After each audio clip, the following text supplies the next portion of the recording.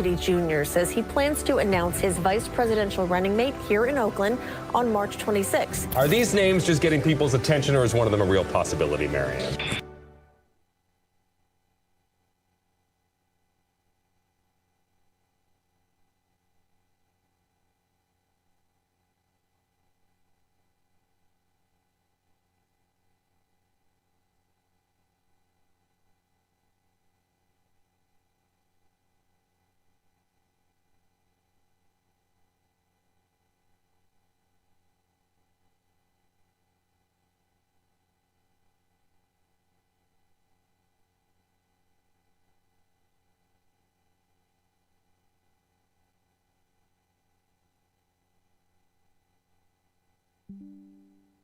So I hate to be a Debbie Downer, but I have a story to tell, and I think it's one that a lot of you will relate to. 2015 was an extremely challenging year in my house. I was experiencing a wide range of symptoms, including rashes and neuropathy and some eye issues. At the same time, my daughter had digestive issues that were making her so miserable. All of us were on various medications, none of which were particularly helpful, and actually in my case made things considerably worse. So, like most moms, and I know many of you are here today, I decided to start digging through the research and figuring out what is making our family so sick. So I read an entire library of functional medicine books, and I ran some tests and found that we had severely imbalanced microbiomes, and our nutrient levels were extremely low, even though we were eating all this food. So I wondered, what on earth has changed so much in our food system that my kids and I can no longer tolerate gluten, nor have the fundamental nutrients that our cells need to function on a basic biological level? How could that possibly be? We were feeling better off the gluten, but this just didn't make sense. It's not just my family that's struggling with these issues. The United States spends over $4 trillion on healthcare. Most of that goes towards chronic disease. Today, 6 in 10 adults have a chronic disease, 4 out of 10 have 2 or more. 9% of men and 11% of women of childbearing years are infertile. That should be very scary. The statistics are also incredibly dim for children. 1 in 10 has ADHD, 1 in 6 has asthma, 1 in 3 has a food intolerance, 1 in 5 has eczema, 1 in 20 has seizures, and 1 in 22 in the state of California has autism. That should be horrific. That number in 1970 was 1 in 10,000, by the way. What the government, media, and universities won't discuss is that our food supply is literally covered in carcinogenic, endocrine-disrupting, microbiome-destroying pesticides. Our farmlands have become a dumping ground for toxic chemicals that our regulators either refuse to test, or they do test and then they lie about what they found. The pharmaceutical giant Bayer purchased the agricultural chemical company Monsanto in 2018. Yeah. And so now a pharmaceutical company effectively owns our food supply. So I have to ask you, what incentive does Bayer possibly have to keep our population healthy? This is the same old story of the prioritization of corporate profits and bureaucratic power over our basic right to human health. It's enabled by full regulatory capture of our food and farming system, and it must stop immediately, and Bobby Kennedy's the only person who can do it.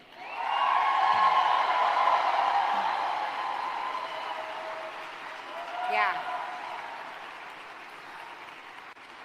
Our farm bill has historically supported monocrop chemical mega farming. We absolutely urgently need to pass a farm bill supporting family farmers, regenerative agriculture practices, and nutrient-dense crops beyond the clutches of the Roundup-ready GMOs that are making us all sick. We will not decrease the $4 trillion health bill until we regenerate the soil on our farms, cut the ties between regulators and corporations, and discontinue our toxic chemical dependency on both the farm and the pharmacy.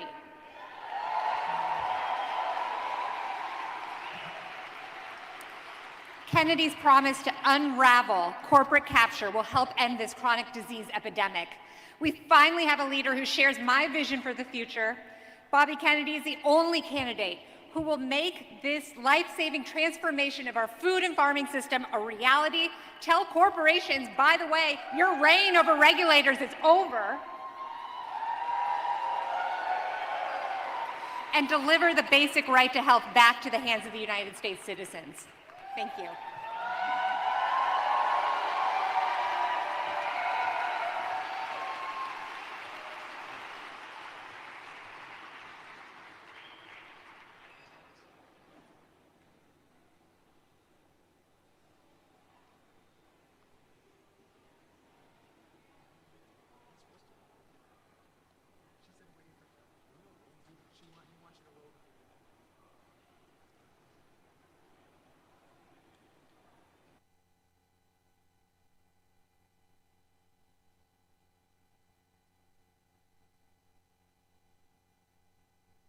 Mr. Kennedy, Bill created all this. Bill Scott. Welcome, Mr. Kennedy. This beautiful farm, which is an organic farm in the middle of what people would call a blighted community. The things that we're dealing with as Black people in our community, this is a result of racism, redlining, all those different things that kept our communities at ill health. The food is sick that our community is getting because it's coming from big ag. African American communities are food deserts. You cannot get good food here. You look at what Black kids are eating. They're drinking big gulp Coca-Colas and they're eating Twinkies and processed foods. Mr. Kennedy's president and what he's talking about is a perfect example about what we need to do ourselves. He's taking a personal commitment to fight. You got to fight for your land, you fight for your business, you fight for everything that's an interest to you. We not only have to give people access to healthy food, but we need to just get rid of all the bad food. The chemical food, it's not food, it's just filler with poison in it. I'm Robert F. Kennedy Jr., and I'm running for President of the United States, and I approve this message.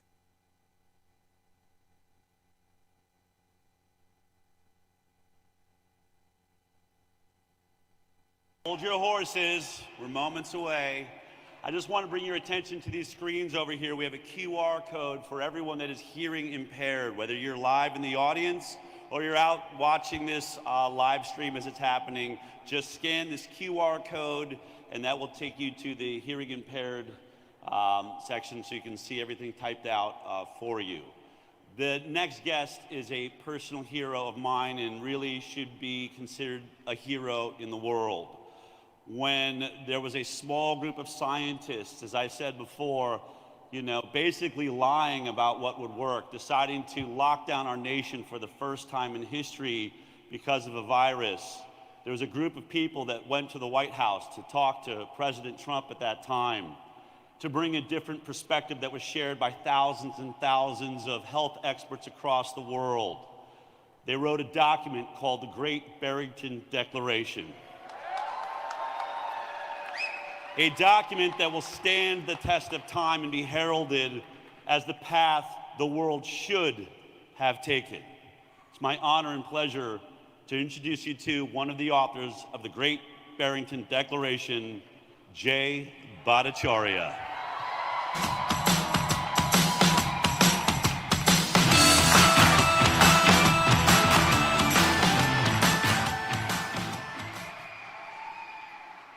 Never given a speech at a political rally, but my God. First, I want to thank Mr. Kennedy for the opportunity to speak today on this important day in American history. And I wanted to take the chance to make a case for the First Amendment and for free speech. I know that Bobby Kennedy has been the victim of an effort to censor his voice. And I have to say that I've been the victim of this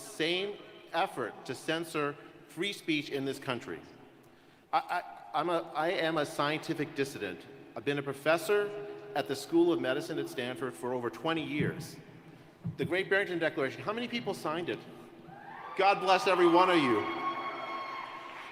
It was a document I wrote with professors at Harvard and Oxford in October of 2020. The world was locked down. We had closed our schools. We had closed our businesses. We had closed our churches on the idea that it was necessary for our health.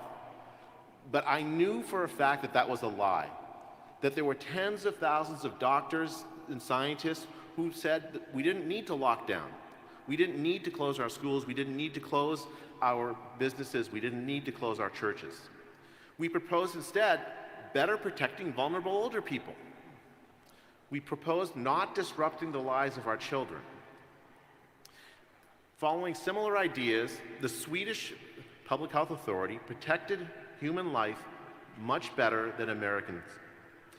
In fact, they have among the very best outcomes in protecting human life during the pandemic without lockdowns, without disrupting the lives of our children. Their kids suffered no learning loss at all during the pandemic. Their elderly were protected better, and their young people lived as close to a normal life as possible. Lockdown California, my kids didn't see the inside of a classroom for a year and a half. Florida opened its schools, and they have higher life expectancy and better outcomes, economic outcomes, psychological outcomes, and health outcomes than California did locked down.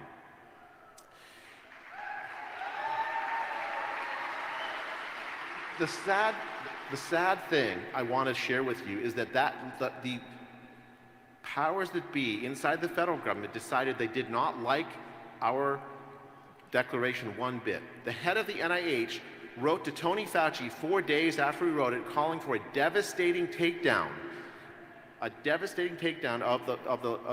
the declaration and of me. It was part of a broad federal effort to censor any critics. The way that government censored voices is by telling social media platforms who to censor and what ideas to censor. If you've had a post taken down by Facebook, if you've had a post taken down by Twitter during the pandemic, it's almost certain it's because the government actors, the Surgeon General's office, the CDC, the NIH, even the FBI, and the White House itself were telling social media companies to censor you.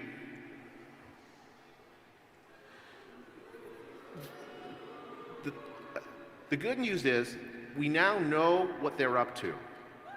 We know how they did it and why they're doing it. And we can fight back.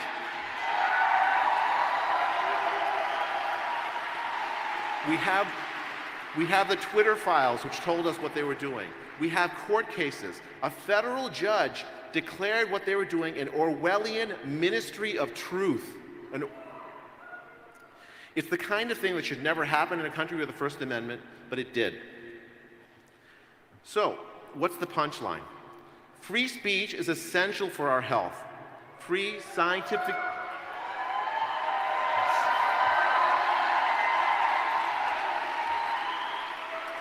We need dissidents. We need dissident voices in public health because they're very often right.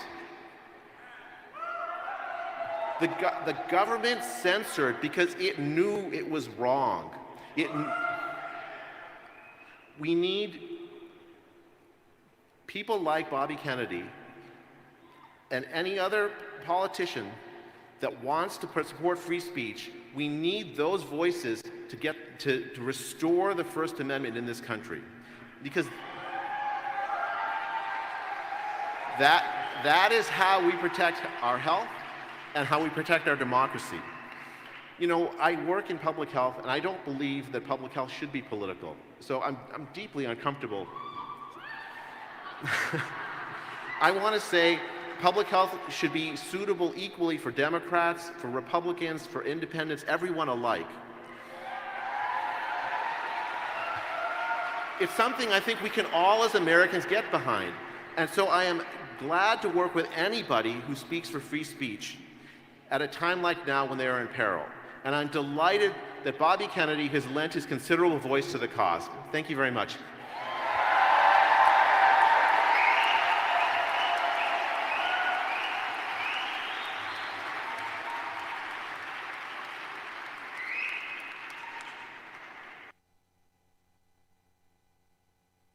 I feel like the whole country needs to know what's going on here. It's bigger than alarming. This is the worst I've ever seen it.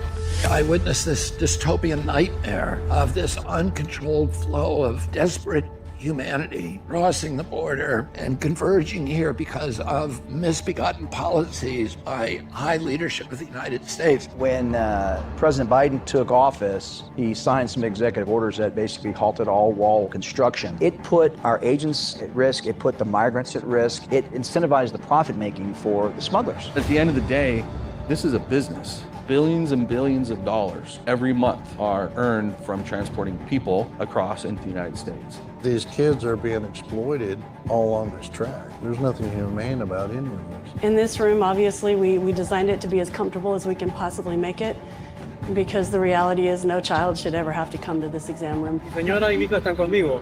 Pero que sí, mi hija de 18 años. No sé dónde está. We see a lot of violence as people are making across the border through Mexico or their countries. We see that devastation in the human lives. What happens if a family doesn't have the money to buy the plane ticket?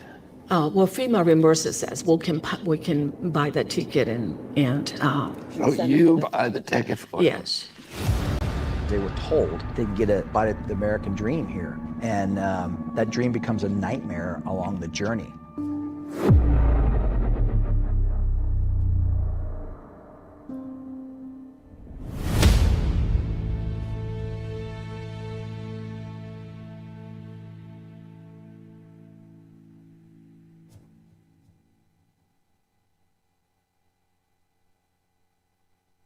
Yuma, Arizona, Chris Clem.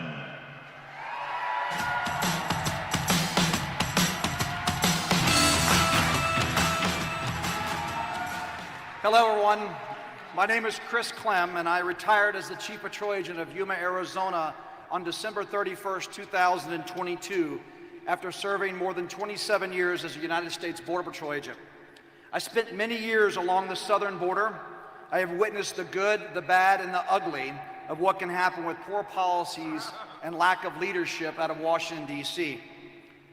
Last year, I met Bobby when he came to Yuma. I spent time with him and his campaign. We discussed the realities of the border.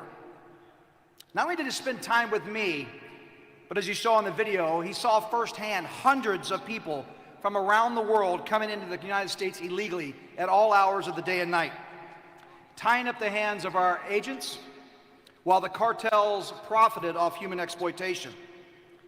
He met with the mayor, the sheriff, the county commissioner, the hospital staff, nonprofit organizations, the food bank, the domestic violence shelter, the ranchers and the farmers, everyone who has been impacted by an out-of-control border.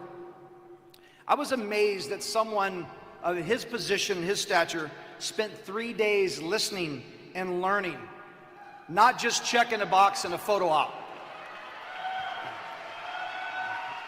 As we spoke, he asked great questions, but most importantly, he listened. And as we talked, I shared my vision of border security.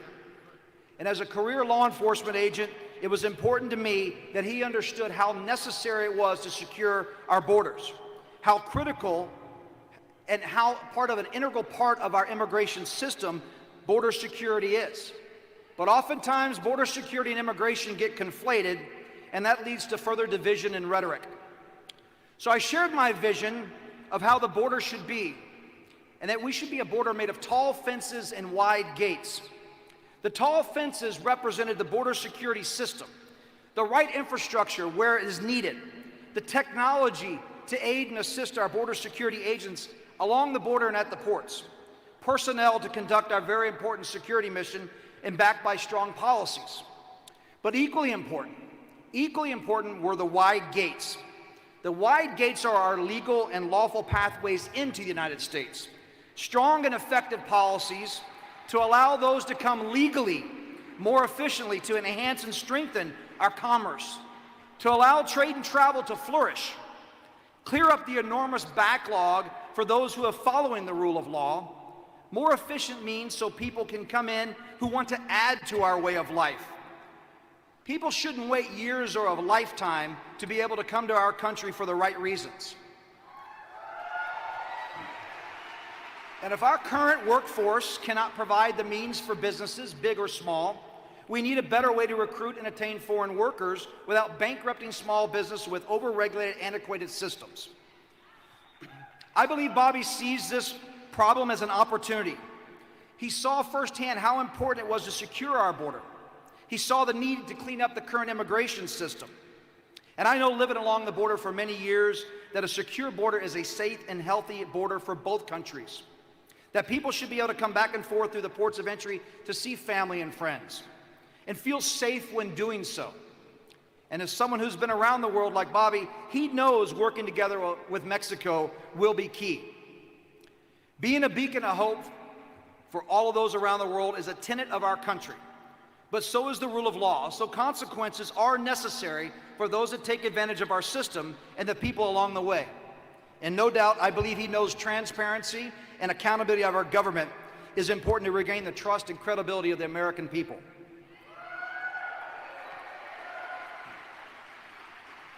As I said a moment ago, I met Bobby last year, and I've grown to know that he sees these challenges through a compassionate and common sense lens, which is so desperately needed today. Taking clear, kind, and common sense action by creating tall fences to protect our country from the human exploitation at the hands of the cartels, protecting our country, our companies, our communities, and our children, and building many wide gates to better serve our country's needs and the good people around the world. Helping all that seek a better life for them and their families is important. Our country cannot afford to go down the current border security and immigration path. There is strength and compassion, and there is intelligence and common sense, and I see all of this in Bobby. I'm grateful to know him, and we're all grateful to have him running for President of the United States. Thank you.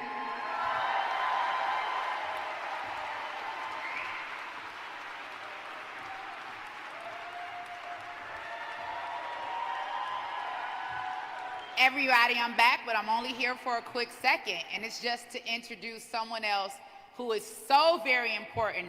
We have a very important speaker coming up next. The name is Callie Means, and I love the last name because this guy means so much to us. He is actually the co-founder of TrueMed, and TrueMed is what we need in our lives to understand about the food and the pharma companies. He was a consultant for food and pharma companies earlier in his year, and now he is an advocate for changing the incentives for our sick care system, which profits from more Americans being sick. Guys, without further ado, Callie Means.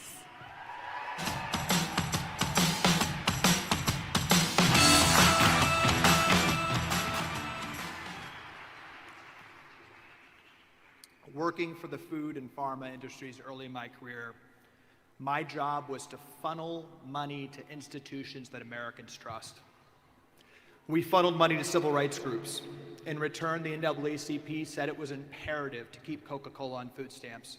They actually said it was racist to take ultra-processed food and soda off of food stamps, and today soda is the #1 item purchased with that program. We funneled money to medical organizations. The American Diabetes Association, of all groups, took millions of dollars from Coca-Cola, and they said small cans of the drink was a good choice for diabetics. The American Academy of Pediatrics, 80% of their funding comes from the pharmaceutical industry. We funneled money to researchers. I was shocked as a junior employee to be communing with top professors at Harvard and Tufts Nutrition School. I found that 11 times more funding comes from the food industry for nutrition research than the NIH. I found out that more than 50% of the Harvard Med School budget touches pharma in some way. We funneled money to the media. Pharma funds over 50% of all TV news funding, and I realized that wasn't to influence consumers, that was to influence the news itself. That's why during COVID, which was essentially a foodborne illness, this was really a condition that did not kill metabolically healthy people. There was no curiosity, no reporting on that. Of course, it was just a pharmaceutical solution that was talked about. We funded politicians. The healthcare industry funds politicians with direct donations 5x more than the oil industry, 3x more than any other industry. And we funded the regulatory agencies. The FDA itself, 75% of their funding comes not from taxpayers, but pharmaceutical companies. And I can tell you from being in DC, bureaucracies are built to grow. Our system is rigged, and the disastrous ramifications are plain to see. 9 of the 10 killers of Americans are tied to preventable chronic conditions tied to food. 90% of healthcare costs are tied to these preventable conditions tied to food. The statistics are unfathomable. 50% of young adults are overweight or obese. 33% of young adults have prediabetes. 25% of young adults have fatty liver disease. This is a moral stain on our country. The childhood obesity rate in Japan is 4%. We're committing genocide against our children. Why is the healthcare system letting this happen? There's one simple reason. Every single institution that impacts your health is incentivized for you to be sick and incentivized against you being healthy. That includes medical schools, insurance companies, pharmaceutical companies, and hospitals.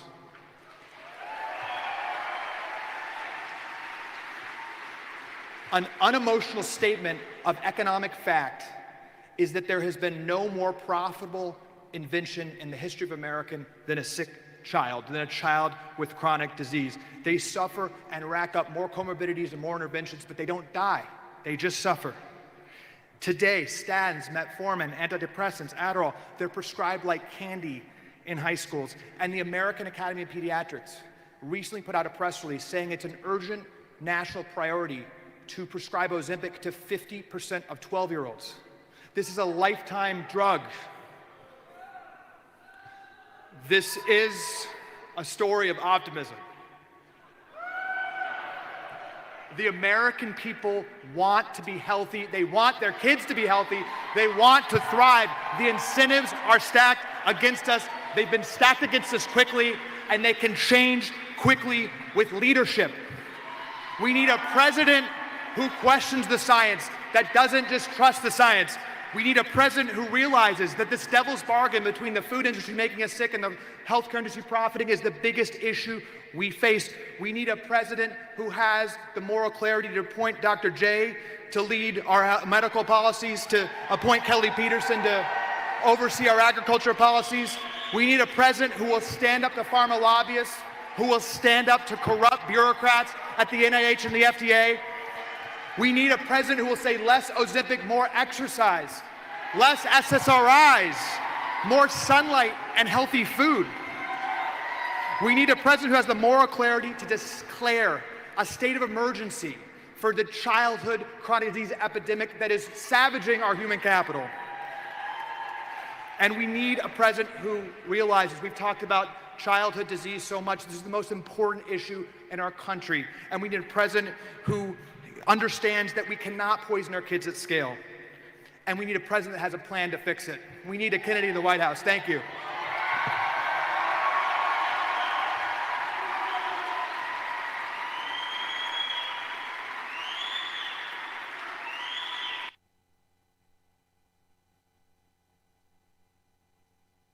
The group that control it. I've sued NIH, CDC, EPA, FCC, FDA, all of them. I've brought many, many suits against the Department of Agriculture. The USDA represents and promotes the interests of big factory farms, of industrial agriculture, of big companies like Monsanto, Cargill, Tyson, Purdue, and the big petroleum fertilizer companies, in other words, the oil companies. And they really, USDA operates full-time to punish and destroy the small farmer in this country and to promote the mercantile interest of these big industrial agricultural interests. Americans can see the corruption, and we all have this feeling that this system has been rigged against the American middle class. They're strip mining the wealth from the American people and destroying the health of our children and causing this chronic disease epidemic that is the biggest blight on the American middle class in our country, and that it's being used to benefit this oligarchy, this new corporate kleptocracy.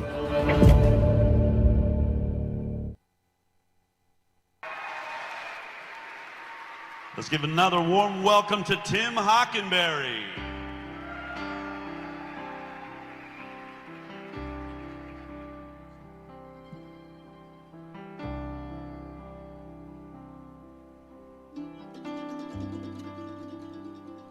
As I went walking that ribbon of highway, I saw above me the endless skyway. I saw below me the golden valley. Oh, this land was made for you and me. I roamed and rambled, I followed my footsteps to the darkened sands of the diamond desert. All around me, the voice was calling. Oh, this land is made for you and me. Sing with me now. This land is your land. This land is my land. From California to New York Island, the redwood forest to the Gulf Stream water. Oh, this land is made for you and me.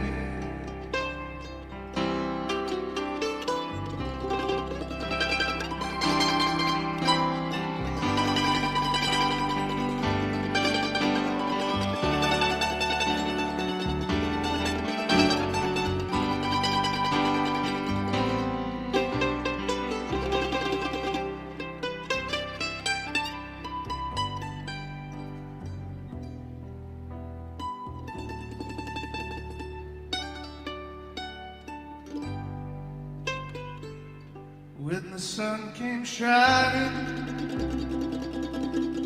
I was strolling, the wheat fields waving, the dust clouds rolling, the voice came chanting, the fog was lifting. Oh, this land is made for you and me. Sing with me. This land is your land. This land is mine. From California to New York Island, the redwood forest, the Gulf Stream water. Oh, this land is made for you and me. I say this land is made for you and me. I mean everybody in this land is made for you and me. Oh, I mean for you.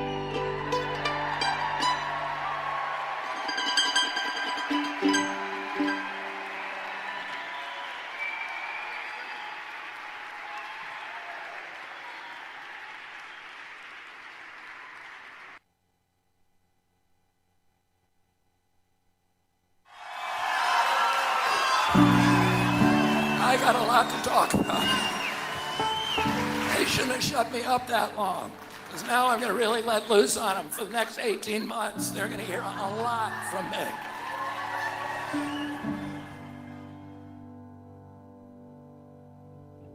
We've used our editorial judgment in not including extended portions of that exchange. I don't know how we're going to reach people now. I know that there's a lot more availability of press now that I've announced, so that I'm going to be able to talk to people that I haven't been able to talk to for 18 years, that I've been censored in talking to. If we can't have a common consensus about what is true and what is not true, we're going to be at each other's throats. And then the government's remedy for that is silencing people who disagree with the official story and marginalizing them and vilifying them and gaslighting them and, making them pariahs. How can the Kennedy campaign today in the face of all this hostility? So far, the internet has been our friend to some extent because it is in our hands and it's possible for us to live stream. It's possible for us to get our own message out, even though every other website out there seems to be hostile and intent either on censoring that message or directly attacking their agenda until they turn the internet off. Those are the means that can be used to keep this campaign going, And if they turn the internet off, then we're going to have to rely on face-to-face communication. I look at this crowd, I see all the flags of Europe. I see people of every color. We're living in a sea of propaganda and censorship. And when I look at the media, it's all these narratives. They all want you to get to think and act in a certain way. And most people they don't have a good defense against propaganda. Between Facebook and the White House, there was an acknowledgement that they were being asked and they were complying with censoring information that everybody knew to be true. Tapped up the cost of the Ukraine war to $113 billion. I am not going to run a mean-spirited campaign or a personal campaign against President Biden. And I think everybody wants safe vaccines. Look, when the horse track is muddy, all horses have a chance to win. Well, look at where politics in our nation and our world is today. It's a muddy horse track. Bobby has a great chance of doing this. We have a poll. Kennedy Jr. has basically been nowhere, yet he's at 20%. And with an absolutely hostile media campaign. A new poll from Echelon Insights finds that Robert F. Kennedy Jr.'s favorability numbers among likely voters are the same as Vice President Kamala Harris's and Donald Trump's at 39% and just a few points below President Biden, who has 43%. But the more notable statistic here is that RFK Jr.'s favorability is skyrocketing.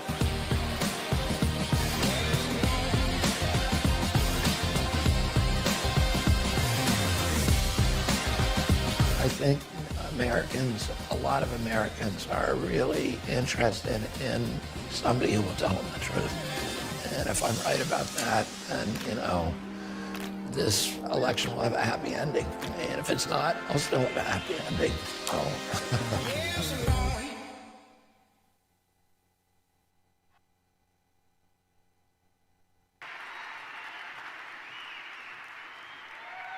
Oh, wow, this place is getting packed. I'm talking about you guys are in here. How are you feeling so far? Are you loving it? Wait, let's try this again. I've got another question. Are we taking Bobby to the White House?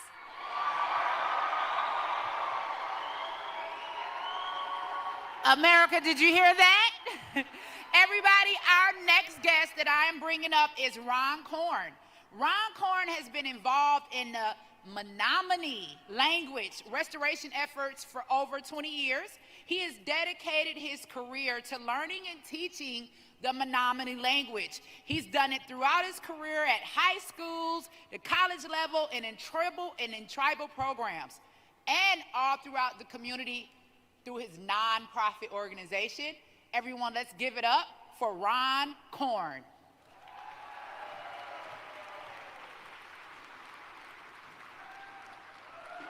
Nahau nature matnamin ewak, netanawe makanuk, mishik maoni wiak e hiosa itua.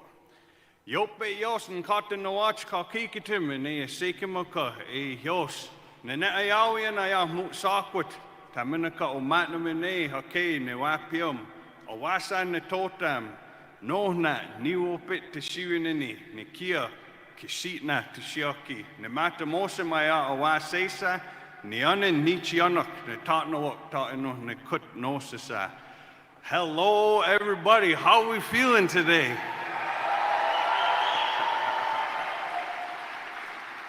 I just introduced myself to you all in the best way that I know how, from the direction that I come in, and I'm more than happy to be here to offer these words to start this campaign out.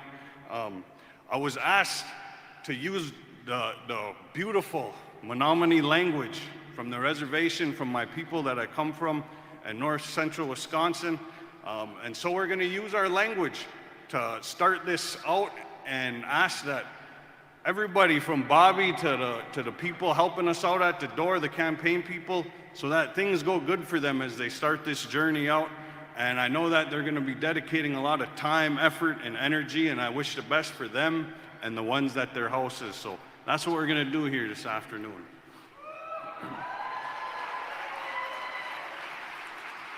Nahau, eno te hayane kut ke samanato, ke masa masanawak, koko masa manawak. Una opmini nata mokan watakun, wai wanen kitanen maoni kako, hayawis kayesa satian, e yope kayesa sekimaka, yo mini kesekut, pasa sekimaka e yos. Eno te hayane kut inani, Bobby ta una up waitcha no kiwak, Yotni ma met se kako kiwa se te tua yope wapa all mishika manaka mana ke ko chemane mua sta pene to ene mihikan ene ta maoni mahno se ke maka wa wanen ke tanani mua ne tanoe makanuk ine. Have a beautiful day, everybody. Nice to see you.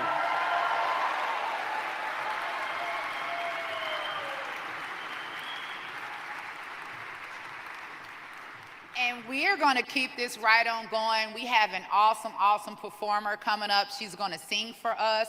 She's noted to be from the Hill House. And I don't know if you guys know about the Hill House, but the Hill House was recognized by Ronald Reagan for the work that Ms. Hale did in the community. So everyone, without further ado, I'm going to introduce this wonderful performer, Mika Hale.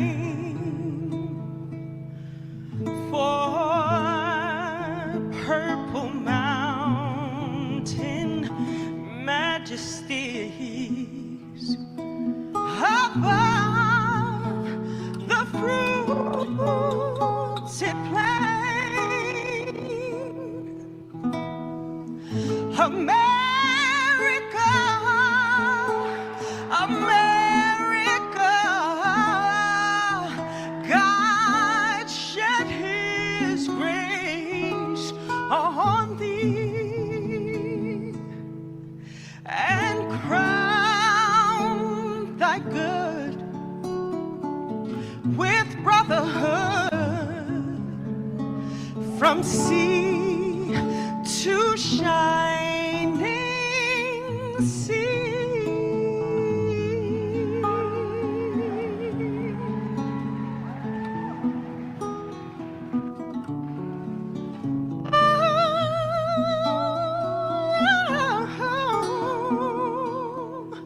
Oh, beautiful, for heroes provide in liberating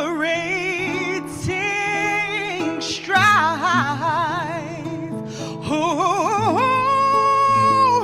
more than self, their country loves, and mercy more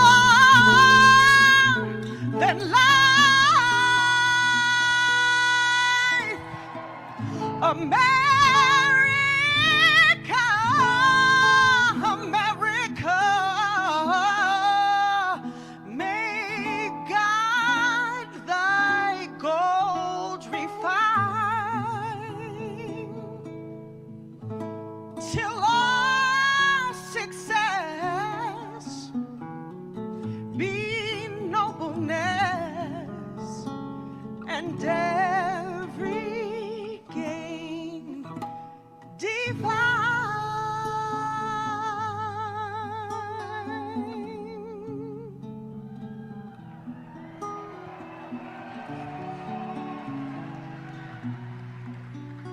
Every gain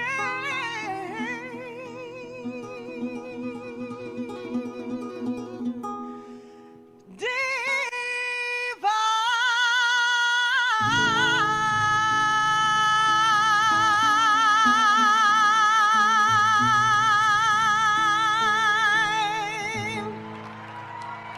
God bless America!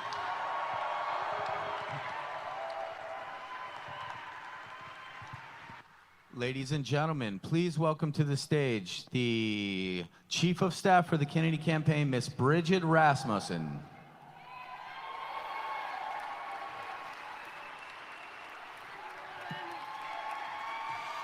Hello, everyone. Thank you so much for being here today. I just wanted to come up and say a few words about the We the People party here in California. Who's heard of We the People? Woo! Awesome. Amazing. So as an independent candidate, Bobby does not automatically appear on the ballot here in California. So we formed a party called We the People in order to get him ballot access here in California, which also happens to be my home state. I'm actually from San Francisco, so just across the bridge. So we've got dozens of volunteers here. They all have green badges, and they can all walk you through the steps in just a couple minutes to register for We the People. And that's how we're gonna get Bobby on the ballot in California and eventually get him in the White House. So, yep. Thank you so much again for being here and being a part of this historical day.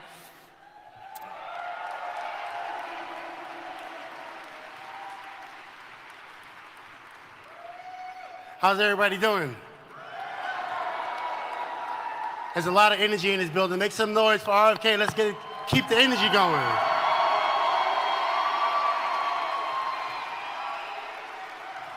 Well, we're gonna do something collaborative to make sure we continue to show our support.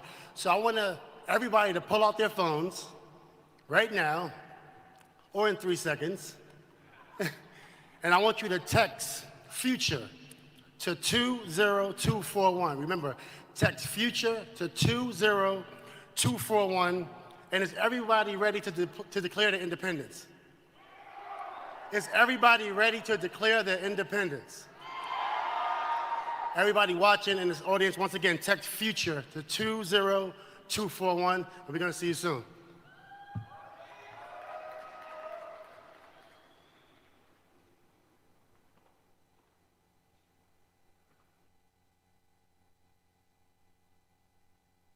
My independence. We declare our independence. This is a day of affirmation, a celebration of liberty. We stand here in the name of freedom. We are committed to peaceful and nonviolent change. We must recognize the full human equality of all of our people, not just to those of a particular religion, not just to those of a particular race, not just to the wealthy, but to all of the people. We must do it for the single and fundamental reason that it is the right thing to do.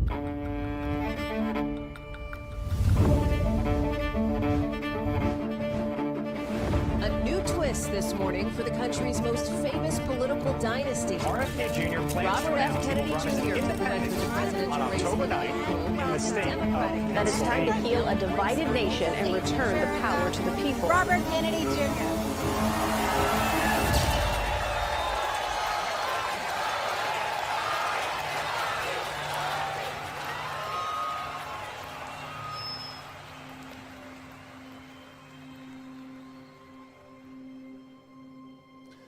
We are told today that our nation is hopelessly divided.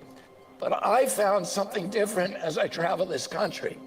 I have witnessed an upwelling of optimism that I've never seen before. Something is stirring in us that says it doesn't have to be this way. And so I've come here today to declare our independence from the tyranny of corruption, which robs us of affordable lives, our belief in the future, and our respect for each other. But to do that, I must first declare my own independence. Independence from the Democratic Party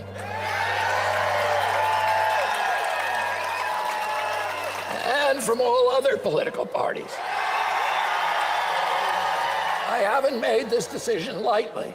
It's very painful for me to let go of the party of my uncles, my father, my grandfather, and both of my great-grandfathers.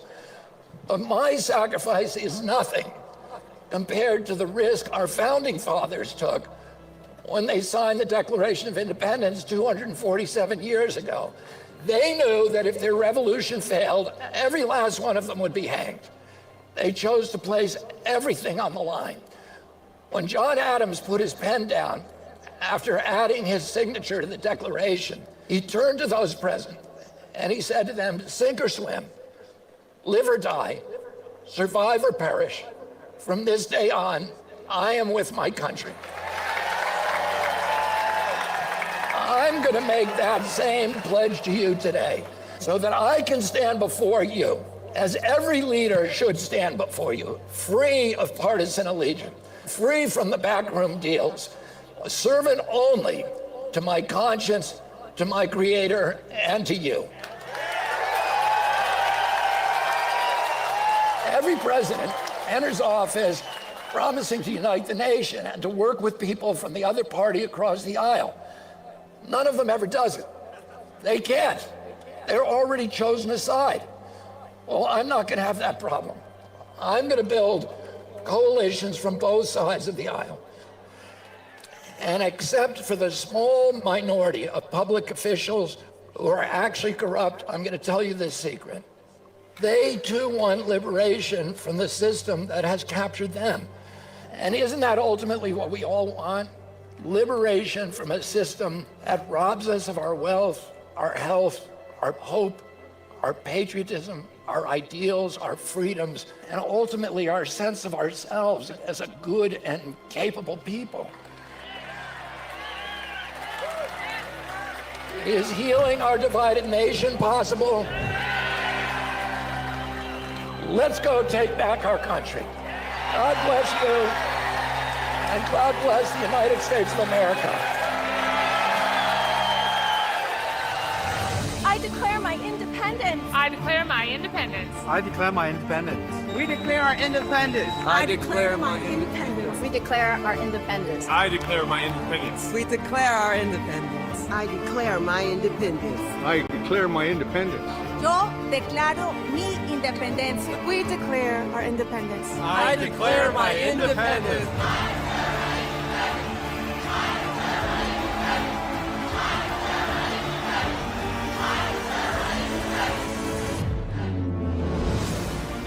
Few men are willing to brave the disapproval of their fellows, the censure of their colleagues, the wrath of their society. Moral courage is a rarer commodity than bravery in battle or great intelligence. It is the one essential, vital quality for those who seek to change the world. I'm Robert F. Kennedy Jr., and I approve this message.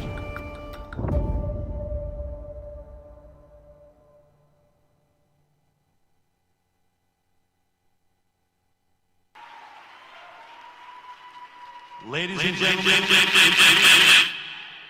the brilliant, the beautiful, the hilarious Cheryl Hines.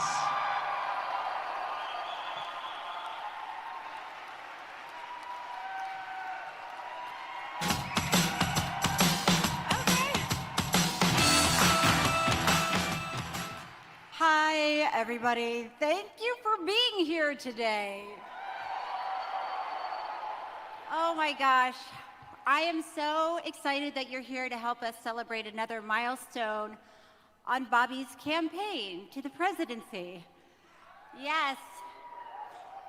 And I just want to take a moment to say, as we move through our day, let's think about the people in Baltimore who are experiencing their tragedy, and we want to keep them in our thoughts, in our hearts, in our prayers today. Yeah.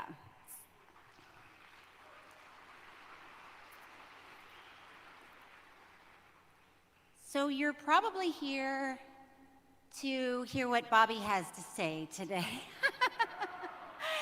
It's a very exciting day, and you will not be disappointed. One of the things that I love about Bobby, there are a lot, I won't spend the day naming them, but one of the things that I truly respect about him, I have watched him and continue to watch him inspire people of all different parties to come together for the greater good of this country. Yeah. So when you look around you, you're probably gonna see Republicans, Democrats, Independents, all gathered together to see what we have in common and how we can work together. And that's what Bobby's all about, and that's who he is, and that's what he's doing. And America is listening and is inspired.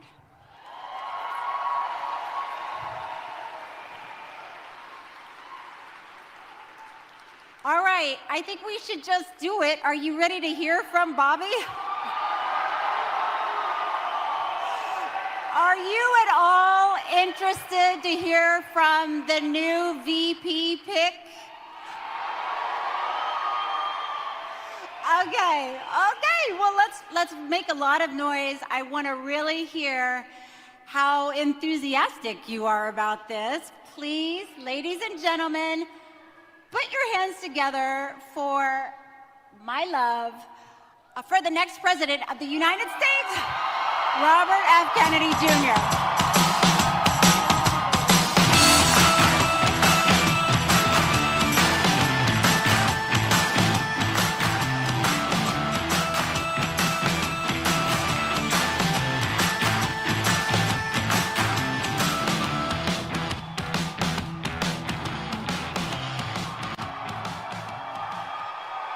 Thank you all very much.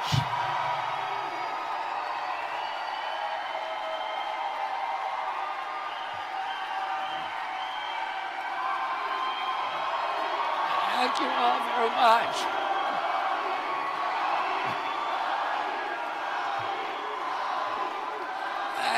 Thank you. And I want to start out, first of all, for thanking all of you, and thanking Oakland, and thank all of you for being here today. I also want to thank the tribal chiefdoms, the Mu'ekli Ohlone tribe, and the chairwoman of the tribal council for endorsing me today, for putting their faith in me.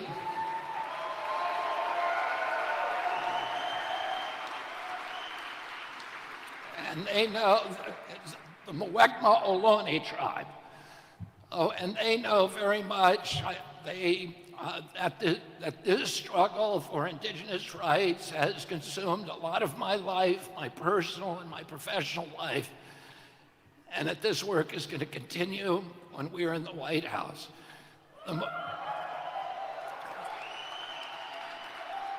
The Mu'ekma Ohlones are one of the many tribes that were decertified during the 1950s and 1960s, and These tribes need to be re-legitimized, and that's something that I will do as soon as I get in the White House.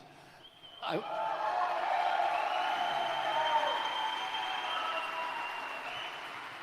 want to say something about Oakland. My father spent a lot of time doing hearings in Oakland on the poverty issues for the Poverty Committee in 1967 when he was United States Senator, and then he came back here in 1968 on the presidential campaign.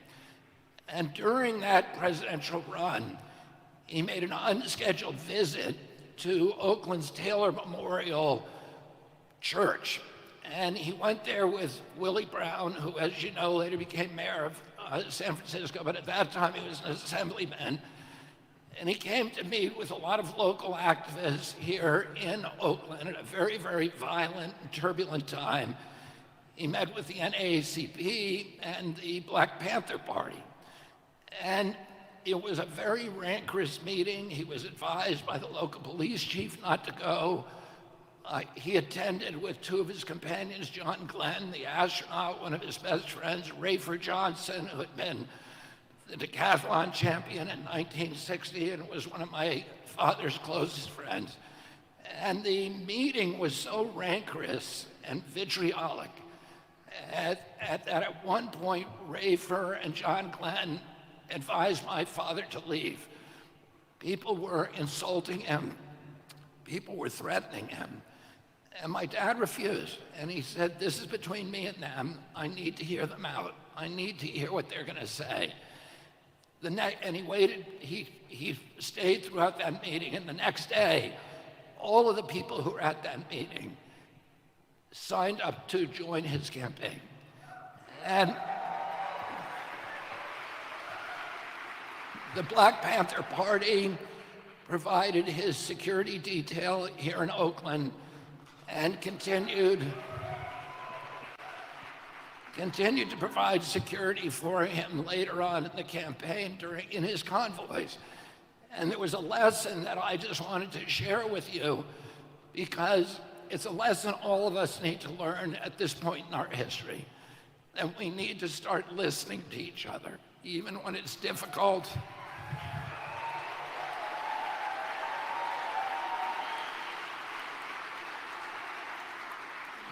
We need to sit through the anger. We need to sit with each other and listen to the feelings and not walk away and not see each other as enemies, but learn to love each other even through that anger and vitriol. We need to start coming back to each other as Americans again.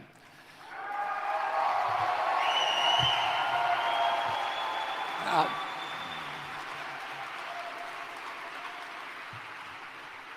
the last time I was in Oakland was when I served on the trial team in the Monsanto cases, and we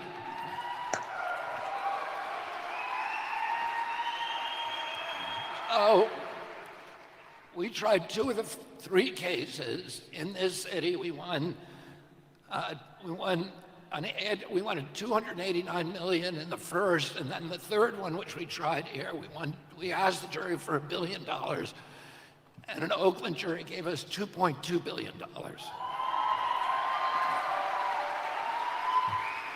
And that brought Monsanto to the negotiating table. We settled then all 40,000 cases. But I lived here for several months during that trial, and I got to really love the city. The Monsanto case was the latest in a lifetime of battles for me to get poisons out of our food and out of our farms and to restore our soils. That effort has consumed a lot of my life, and I wanted a vice president who shared my passion for wholesome, healthy foods, chemical-free, for regenerative agriculture, for good soils.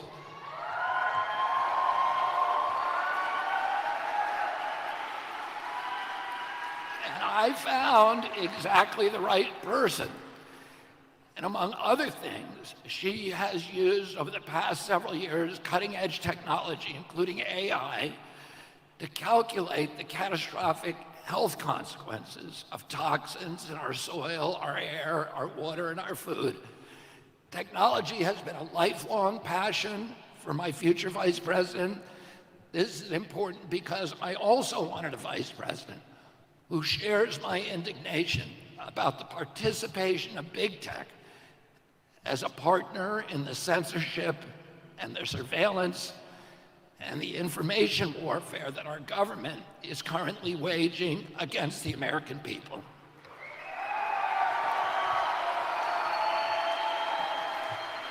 And that's why I'm bringing on someone with a deep inside knowledge about how big tech uses AI to manipulate the public.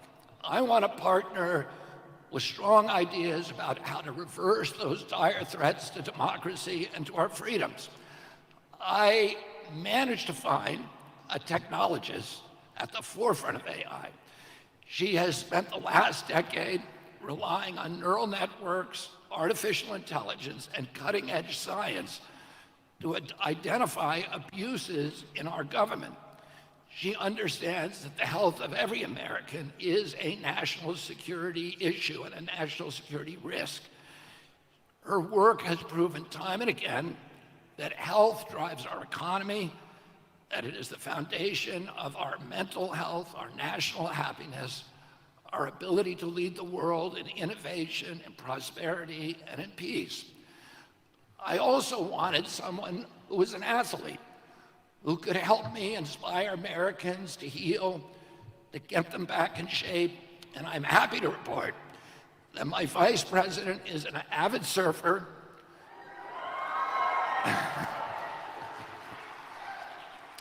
who attended school on a softball scholarship. I wanted right here in Oakland. I wanted someone who was battle-tested, able to withstand criticism and the controversy and all the defamations and slanders and perjuries that are thrown against anyone who embarks on a presidential campaign.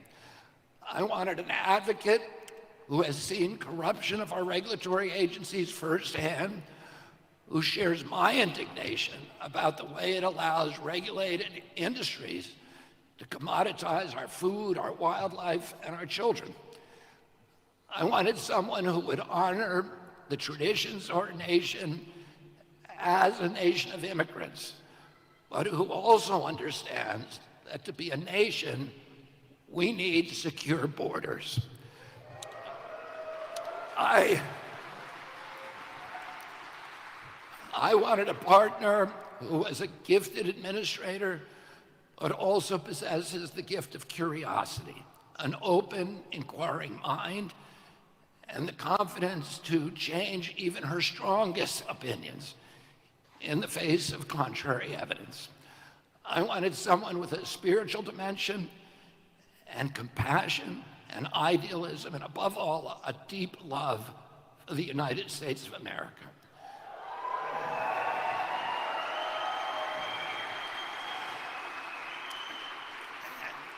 And I found all of those qualities in a woman who grew up right here in Oakland, the daughter of immigrants who overcame every daunting obstacle and went on to achieve the highest levels of the American dream. So that is why I'm so proud to introduce to you the next Vice President of the United States, my fellow lawyer, a brilliant scientist, technologist, a fierce warrior mom, Nicole Shanahan.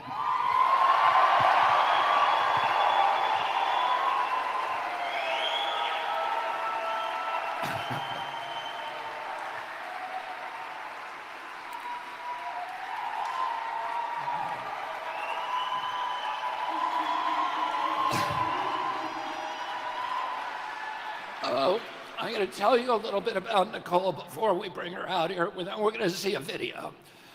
And Nicole's personal story began in Oakland. She was the daughter of impoverished immigrants. She grew up on food stamps and welfare in the city, beset by many, many other unique challenges, all of which she overcame. Her very, very American journey took her to a career as a patent attorney and as a Silicon Valley tech entrepreneur and as a Stanford University fellow. Like many of us, Nicole assumed our government was working for our people, that our defense and intelligence agencies wanted peace, that public health agencies wanted us to be healthy, that the USDA supported wholesome foods and family farms, that the EPA would stand up for clean air and clean water, that the Fed wanted prosperous America, that the Democratic Party was on the side of the middle class, the working poor, and Main Street small businesses, that scientists were incorruptible, and that the science was a search for, an exalted search for the truth, and that the President of the United States could always be counted on to defend free speech. I too used to believe those things. Do you remember those days? And she'll tell you that she now understands that the defense agencies work for the military-industrial complex, that health agencies work for big pharma, that the USDA works for big ag and the processed food cartels, that the EPA is in cahoots with the polluters, that scientists can be mercenaries, that government officials sometimes act as censors, and that the Fed works for Wall Street and allows millionaire bankers to prey upon Main Street and the American worker. And that's why Nicole and I both left the Democratic Party.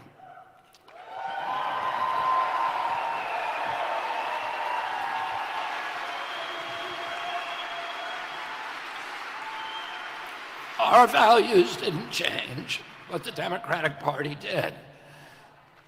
The things that we love are still the same. We love our families, our children, and our faith.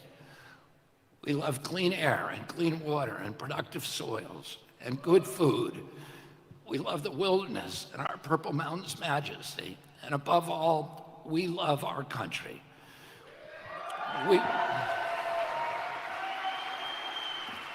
We want America to live up to her highest ideals. We want her to be an exemplary nation again, a global leader in freedom, opportunity, and responsible government. We want America to be a peacemaker, a moral authority. We want our children to grow up, as I did, in a country for which they feel love and pride. We want them to feel safe and to have every opportunity for dignity, prosperity, and community. We want them to have confidence in their futures. We want them to have the best education. We want America to be friendly to farmers and entrepreneurs. We want America to honor its veterans and its teachers. We want scientists to stand up for science and for truth. And we want our government to defend our right to free speech.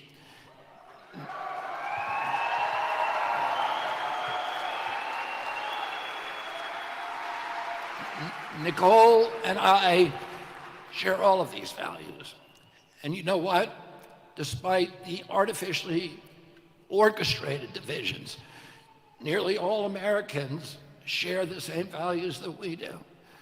And I'm grateful that Nicole has put her self-interest aside and made the momentous and very, very difficult decision to embark with me on this extraordinary crusade to win back our country.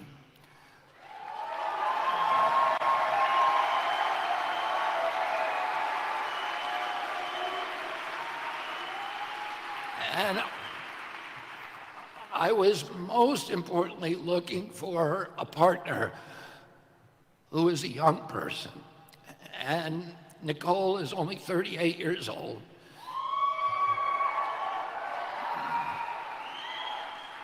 And I wanted that because I want Nicole to be a champion to the growing number of millennials and Gen Z Americans who have lost faith in their future and lost their pride in our country.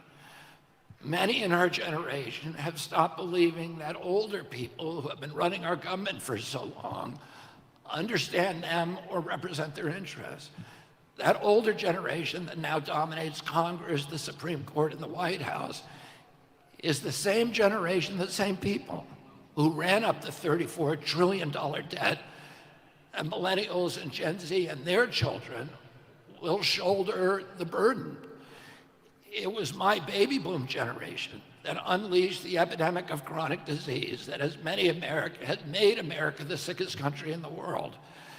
The only response to this calamity by government officials today is to gaslight us into pretending that it's all normal, that it's not really happening. Nicole and I both share doubts about the corporate captured uniparty and that it can produce leaders capable of imagining a different version of America, a hopeful version of the future.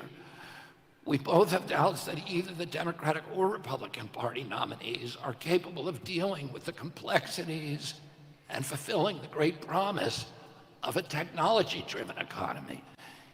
In the right hands, technology can be America's salvation. It can give us the path out of debt chaos, out of environmental ruin, out of the chronic disease epidemic. But we both fear that in the wrong hands, technology can turn its power against humanity. We don't think that either President Trump or President Biden understands the promise or the peril of technology sufficiently to direct its trajectory toward freedom and healing and prosperity.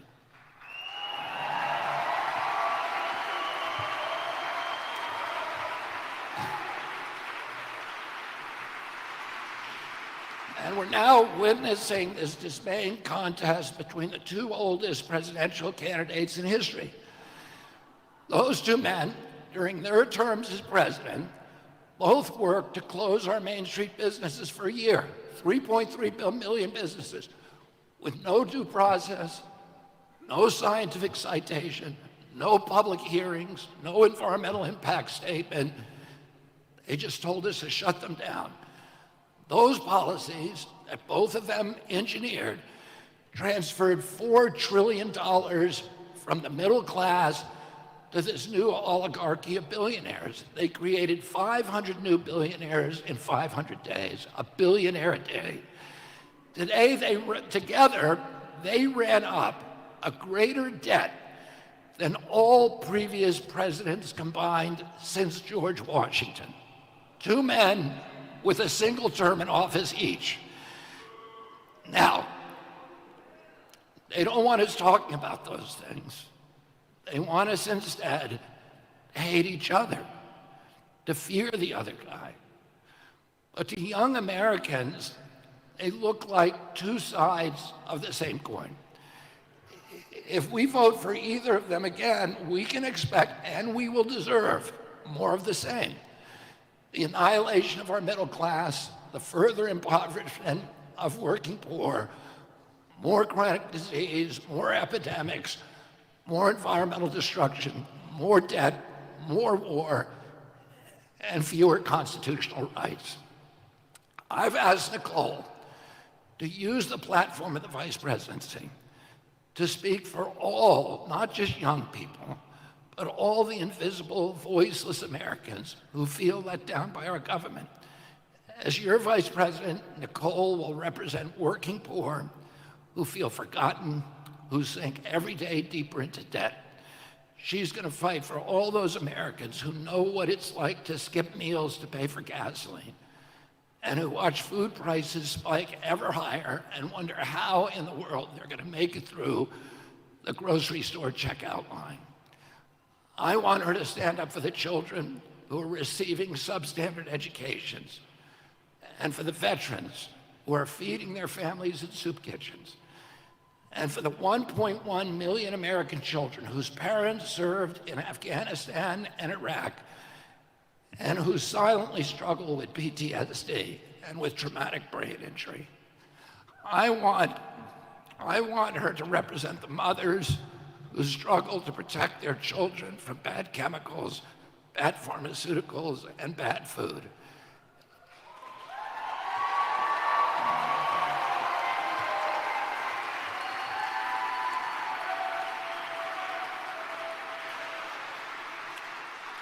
As vice president, she will stand between them and the big ag, big pharma, the chemical industry, the processed food industry, the government regulators who are colluding to poison our kids for profit. And as vice president, she's going to stand with me against the military-industrial complex.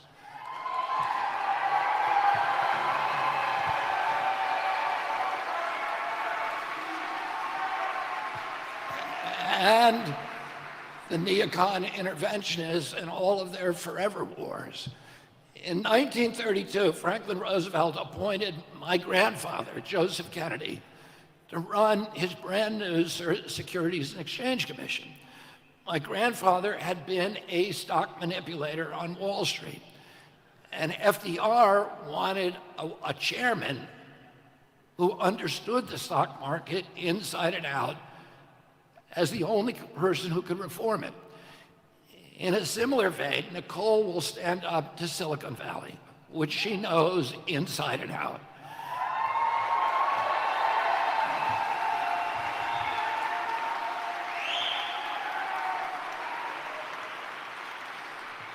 And she's going to stand up to Wall Street, to the big banks, the larcenists, K Street lobbyists, the regulatory czars, the unbridled central bank money printers, the crony capitalists, and all of the other people who have turned our country from a democracy into a corporate kleptocracy. These are the people.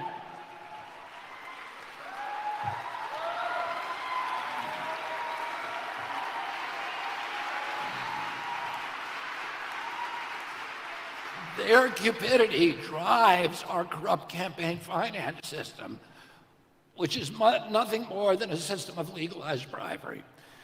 This is a system that has put agency capture on steroids and made our government regulators sock puppets for the industries that they're supposed to regulate.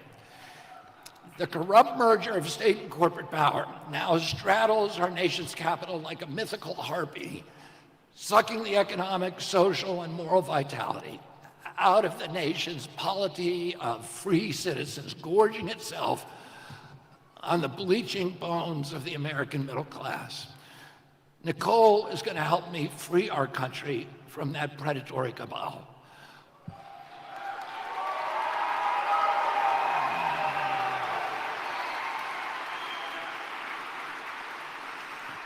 Our independent run for the presidency is finally going to bring down the Democratic and Republican duopoly.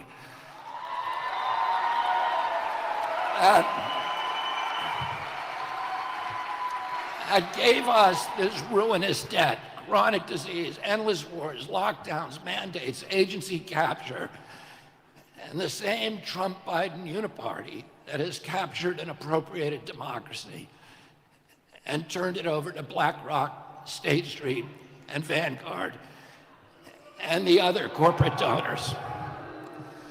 Nicole Shanahan will help me rally support for our revolution against the uniparty rule from both ends of the right and left political spectrum. Now let me tell you what Nicole and I are up against and what we need to do to win and how we're going to do it. The New York Times this week published an article estimating that the Democratic Party war chest will ultimately be, which is $1.1 billion today already, the largest in the history of any political party. Within a few months, it's going to be $3 billion. And the Democratic Party is not going to use that war chest to amplify President Biden's voice. Is using it to stop its opponents from getting on the ballot and to turn Americans against each other and inundate us with fear. Incidentally, the Republican Party will raise about the same amount. Does anybody here think that these big money donors who are giving all that money are acting out of a patriotic impulse? Do you think they're acting out of a humanitarian impulse? No, of course they're not. For them, this is an investment, and they expect a return on that investment, and they expect a very, very big return. The campaign finance system has transformed our government from a model democracy into a corporate kleptocracy. So we're up against this campaign is up against the most powerful financial interest in history. We also face a determined campaign to keep us off the ballot by fair means or foul. Evidently, the Democrats have little faith in their candidate's ability to win in the old-fashioned way at the voting booth. We are going to overcome these financial and legal challenges, but I want to talk about another obstacle that's even more important. It's the obstacle of cynicism. It's the obstacle of fear. It's the deeply ingrained habit of voting for someone you have little passion for because he is the lesser of two evils, because you are so afraid that the other guy will win. Well, don't you want to vote for someone this time?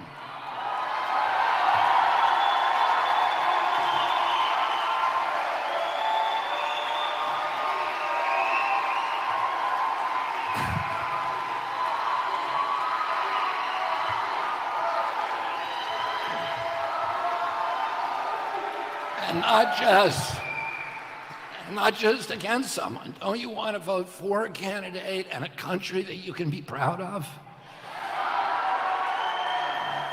I know you do, because 70% of Americans say that they don't want to have to choose between President Trump and President Biden. They don't want to choose between the lesser of two evils again. They especially don't want to choose between the two men who brought us the $34 trillion debt, the endless wars, the censorship, the corrupt merger of state and corporate power. Republicans and Democrats have taken turns in office for 30 years now, and all of these problems have just gotten worse. That's why those same polls show that my approval ratings are far above those of President Trump and President Biden.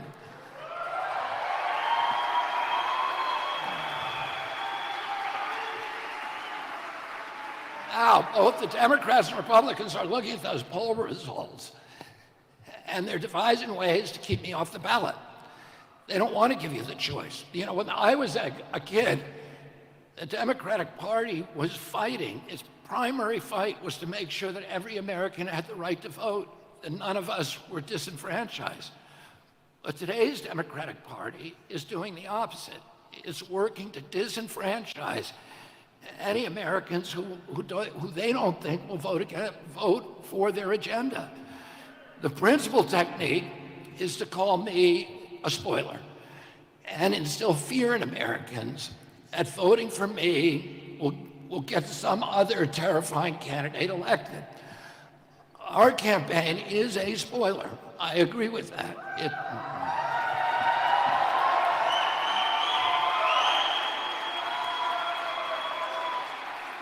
It's a spoiler for President Biden and for President Trump.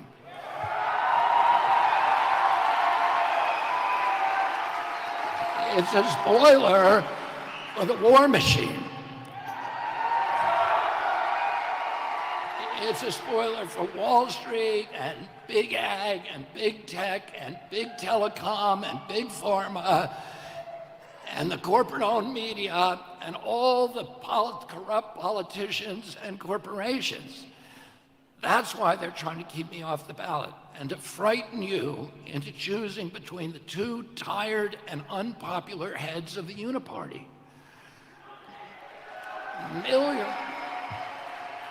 Millions of Americans are not going to vote at all if they're not given another choice. They're simply withdrawing from American democracy. Well, Nicole and I are going to give those millions another choice.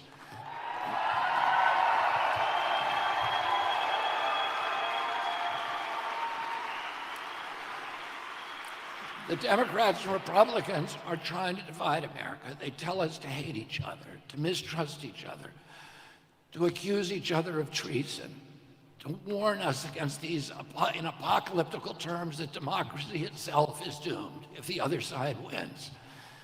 They turn families against each other. They turn neighbors against each other and friends against each other. They're trying to divide America, but Nicole and I will unite it. And that's our path to victory.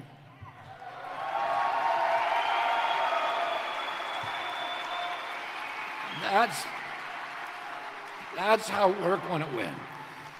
That's how we're going to forge an unstoppable coalition of homeless Democrats and homeless Republicans who are ready to look at the universal values that unite us all, and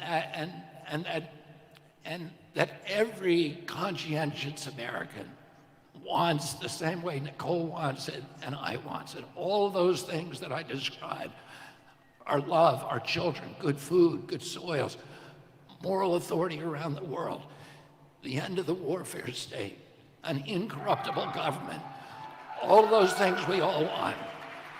If we can only persuade enough Americans to vote out of hope rather than of fear, we're going to be in the White House in November.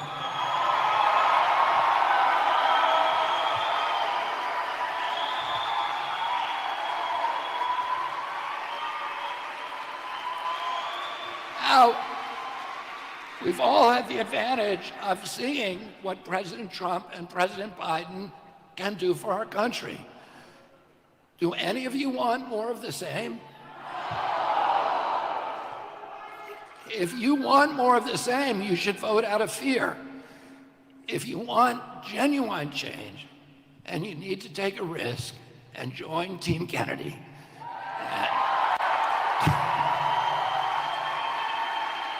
And join the new American Revolution. What that means is to vote from your conscience, vote from your heart, vote out of idealism, vote out of optimism for this country. Refuse, above all, to vote from fear. You know, in 1776, there was a generation of Americans who believed in democracy and something that didn't exist anywhere in the world. Something that was so improbable, so implausible, so impossible. And most people thought it was a joke. And yet they took a risk, not a little risk, not the little risk that you're taking today by going through a voting booth. They risked their lives, and many of them lost it. They risked their properties. They risked their reputations. And they gave us the democracy that we have today, the model democracy for the whole world. So they acted out of fear, and if you vote out of fear on this election, you are dishonoring that generation of Americans and the thousands and hundreds of thousands of Americans who gave their lives in the Civil War and World War II and World War I and all of the other times that people went and risked their lives to defend our country. If Nicole and I can get Americans to refuse to vote from fear, we're going to be in the White House in November.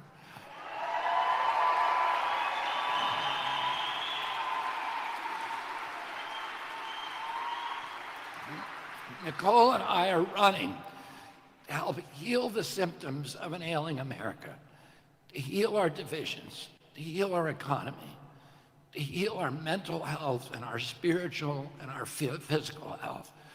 But we can't do it alone. We need you.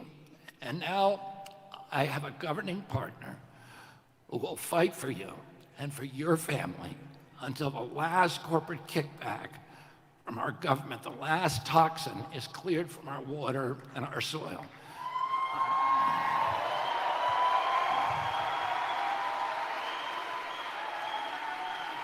Until the last American child gets to live a healthy life and to pursue their own happiness in the land of the free, until the last censor is gone from our government.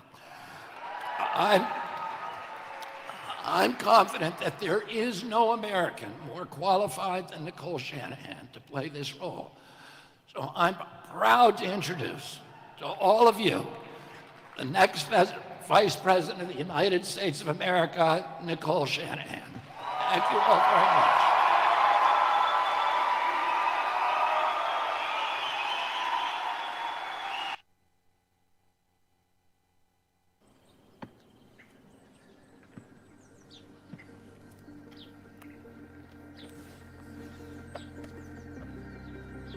She's a visionary leader and relentless in driving and supporting important projects to improve our lives.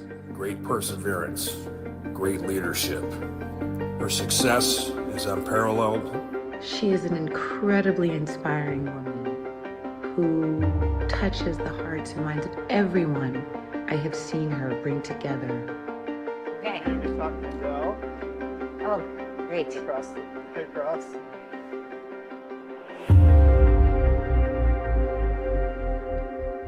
What young people are faced with today is completely unprecedented, and it's going to take a new generation of leadership that understands deeply those threats because they are themselves technologists to address the issues at hand. It's going to take leadership that has spent their life in technology. It's going to take leadership that understands what questions to ask, how to ask them, and what it looks like to implement a plan. This is not the America of the 1950s. This is the America of 2024. And in this America, it's going to take communities coming to the White House that never have actually been in the White House. And these are going to be tech communities. These are going to be Gen Z communities. These are going to be millennial communities who really believe that working together is going to get us to a healthier America with solutions that actually work. I was born in Roseville, California, near Sacramento. Then my mom and dad decided to move back to Oakland into the home my dad grew up in. You learn from a young age growing up in Oakland that we are all made equal and we all get a shot at something great. And the color of your skin just gives you a different, cool cultural perspective. And you know, I'm half Chinese, half Caucasian, but to the people around me, I was Nicole. My mom immigrated to the United States in 1983 from Guangzhou, China. My father, in particular, struggled with substance abuse, various mental health challenges. We relied on government assistance for a good portion of my childhood. Every time my dad lost a job, there wasn't a lot of money to cover basic expenses like food. And we would get food stamps and go to the local grocery store with our mom, my brother, and I. And at the checkout counter, I remember she would ask my brother and I to go stand by the magazines when it was time to pay. Whew. It was hard. It's really hard. Those programs, they saved my family. They gave me a chance. I went to the University of Puget Sound in Tacoma, Washington. I graduated in 2007, and I started working actually on medical device patents as a paralegal. I was always asked to be kind of the resident law firm nerd that was in charge of making sure the software always worked well and represented all the client data correctly. And I loved it. I was at Santa Clara Law School, which is really in the heart of Silicon Valley, and trains some of the top IP law professionals in the country. In 2014, I joined Stanford Law and Computer Science to become a Codex Fellow. My center at Stanford, Codex, one of our core themes is how to build humanistic programming into AI. AI unregulated can be disastrous for us. We're already seeing early signs of it. And you know, on day one of Bobby Kennedy's presidency as his vice president, I will mobilize the best legal ethicists in AI on the planet. And they're going to have knowledge of computational ethics. So after my 2 years at Stanford, I spun out my company, ClearAccess IP. I then founded a foundation of my own called Bia Echo Foundation, one of the largest funds in women's reproductive health ever created. Human reproductive health is in decline globally, and at a pace that is actually causing alarm in certain countries right now. Women's health is a direct indication of environmental health. I gave birth to a healthy baby girl in November of 2018. That was the happiest day of my life. From time of birth until 7 months, she smiled, she giggled, she paid attention, she hugged, she, grasped for things. She had a great appetite. At around 10 months, things had changed dramatically. She wasn't engaging as much, and her energy didn't seem as high, and her muscle mass seemed weak. I would, sit her to just sit on her own, and she wouldn't be able to hold herself up when previously she could. She wasn't speaking, she wasn't pointing, she seemed kind of, in her own world, and the evaluator clearly identified symptoms associated with autism spectrum disorder. And it was then and there in 2020 that my life changed forever.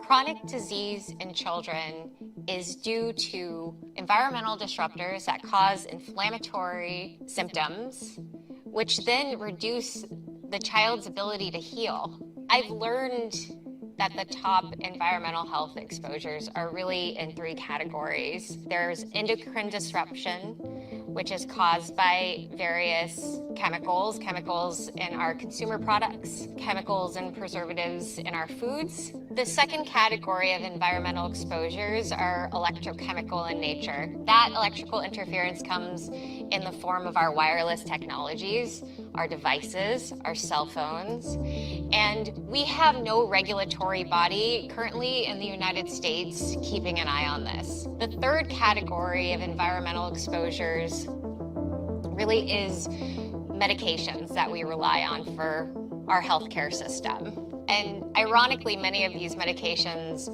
are prescribed to help manage the symptoms related to exposures caused by categories 1 and 2. It's a Band-Aid that actually poses new risks. I've spent my life in data and technology, and I know that there is a solution here to this problem. We have the tools today to get there, and if we are open to this conversation, we are on path to healing America. And that is a simple conclusion that I think any person in America can make once they have the information. We owe it to the American family to take these toxins out of our food and out of our water, out of our medicines. This campaign is so much more than politics. This campaign is about what is sacred. And what is sacred is our health and our families in this land, this beautiful land that deserves much greater attention and care than we've given it.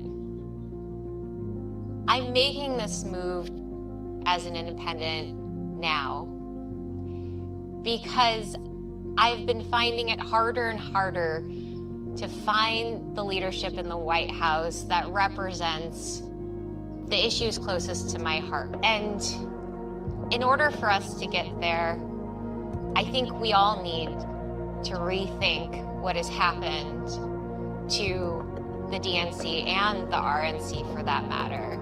We need an opportunity, we crave an opportunity to see how we can serve in the best interests of the American public outside of a system that hasn't worked.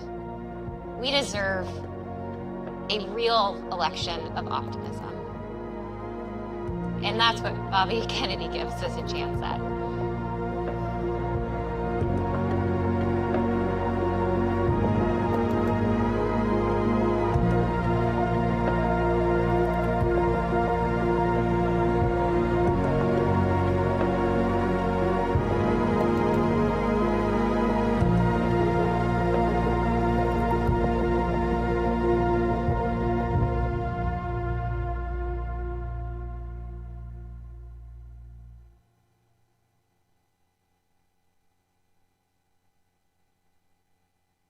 Ladies and gentlemen, the next Vice President of the United States, Nicole Shanahan.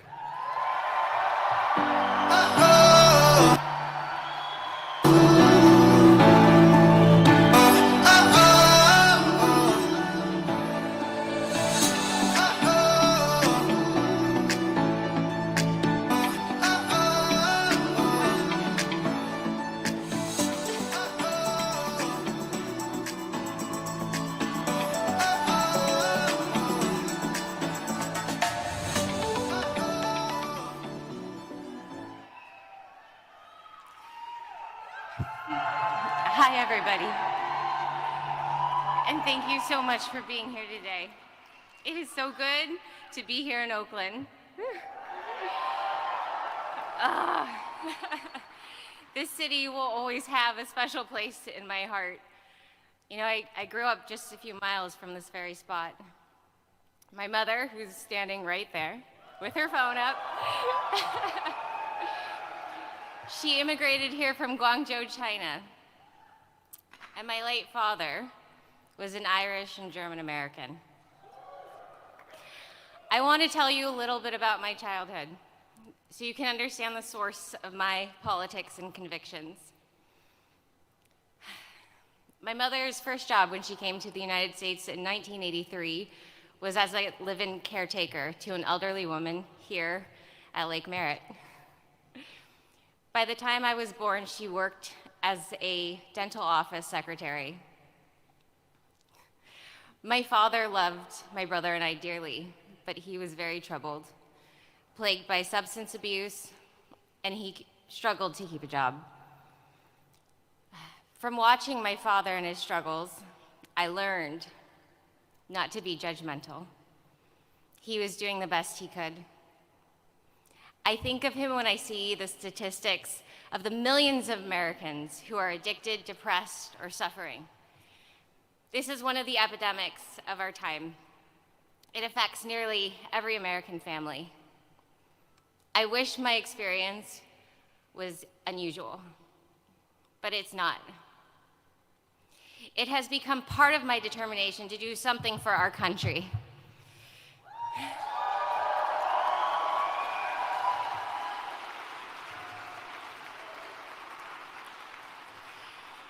Every time my dad lost his job, our family just couldn't cover expenses. Food, gas, clothing, upkeep. It adds up more than you have in this situation. I know a lot of Americans know exactly what that's like, to just be one misfortune away from disaster. I don't think we would have made it without food stamps and government help. My mom worked hard, but it wouldn't have been possible to keep it together without that help. As you probably know, I became very wealthy later on in life, but my roots in Oakland taught me many things I have never forgotten. That the purpose of wealth is to help those in need. That's what it's for. And I want to bring that back to politics too. That is the purpose of privilege. I went to St. Mary's High School, just a few miles from here. In my junior year, we have some St. Mary's Panthers here. In my junior year, I had another formative experience, and that set me up for this lifetime of political consciousness. I applied for a program to live with families in El Salvador. In praying with these families and helping them rebuild after the civil war there, I learned what war really is. I learned how it rips lives apart, it brutalizes children, how it visits unspeakable horror on the innocent. And I also learned the resilience of the human spirit and its infinite capacity to heal, to forgive and to restore. El Salvador is where I came to understand war, but more importantly is where I also came to understand peace. That is what inspired me to my first political action in high school. At the onset of the Iraq War, I became an anti-war activist. Yes. If I'm being honest, I didn't really know how to do it. I printed pamphlets and I led a walkout, and we went to our local radio station. But I knew in my bones then that violence begets more violence. I'd seen what that does to society, and I didn't want my country, the country I love so dearly, to be doing that in the world. Yeah.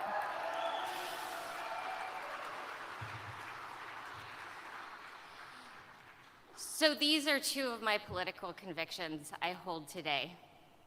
to serve peace, and to help those in poverty.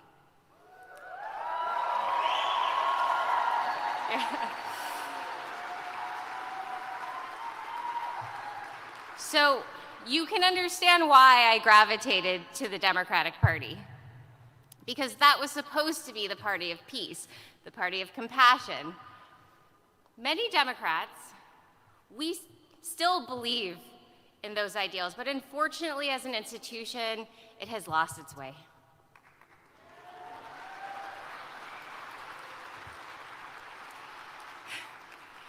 There is only one anti-war candidate today, and you won't find him in the Democratic Party or the Republican Party. He is an independent, Robert F. Kennedy Jr.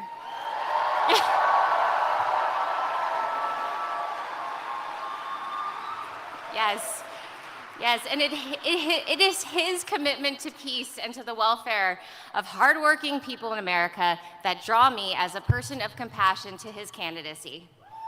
Yes.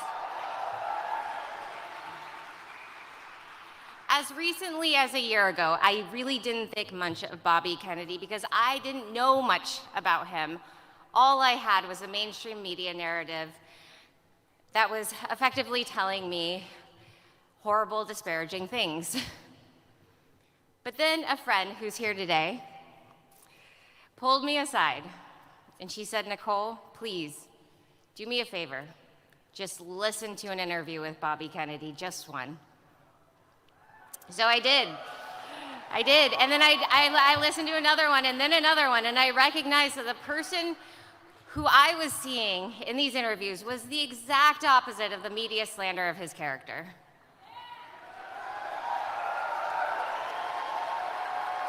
I saw a person of intelligence, of compassion, and of reason. I saw a fellow lawyer who had committed himself to finding the truth and fighting for the environment and for people. I discovered a person who speaks out on issues that, even though they are critically important to human health and welfare, are consistently ignored by our government. And for the first time in a long time, I felt hope for our democracy again. We can do this. It's possible. One of those issues also happens to be a passion of mine and a focus of my philanthropic work: chronic disease. I got into it through my own journey of reproductive health, followed by a steep learning curve for caring for my daughter, who has an autism diagnosis.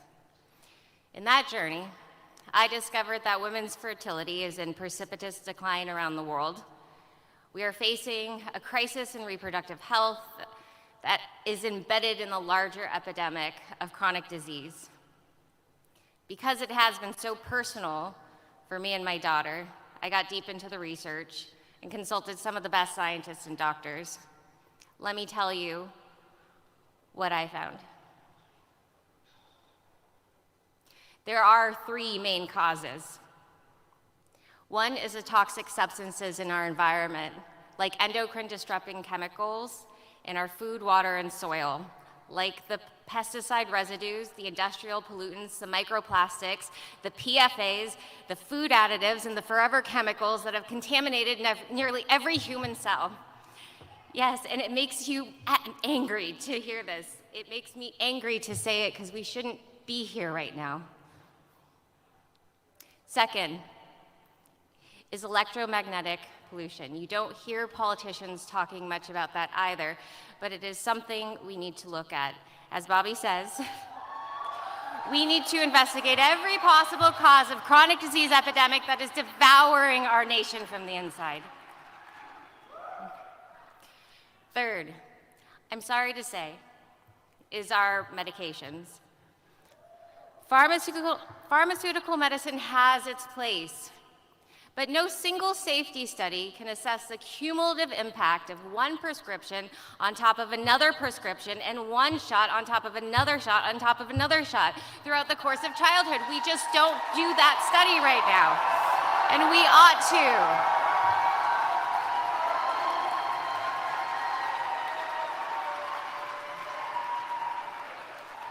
We can, and we will, Conditions like autism used to be 1 in 10,000. Now here in the state of California, it is 1 in 22. 1 in 22 children affected. Allergies, obesity, anxiety, depression, our children are not well. Our people are not well, and our country will not be well for very much longer if we don't heed this desperate call for attention.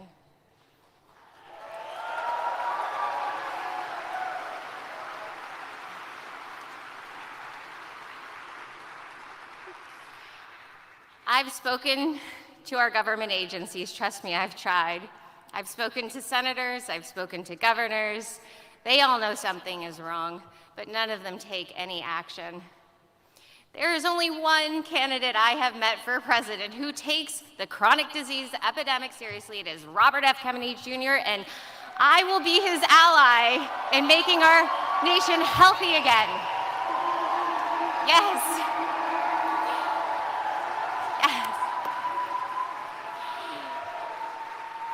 It is not about a new pill or, quote, finding the cure. We know the cure is cleaning up our environment and providing the basic public goods that are the foundational conditions for health and healing. It is about a shift in our priorities. It is about compassion. Chronic disease, addiction, poverty, depression, this is where Americans are hurting the most. It is time for politicians to listen.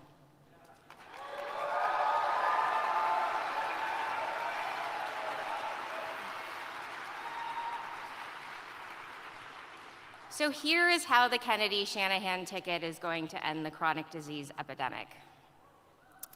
While Bobby is focused on ending the corporate capture of our regulatory agencies, I am going to assemble the best technologists and scientists in the world, and we will use the latest in AI and computation and examine the health records databases of our nation and those other nations who are also on a quest to solve chronic disease.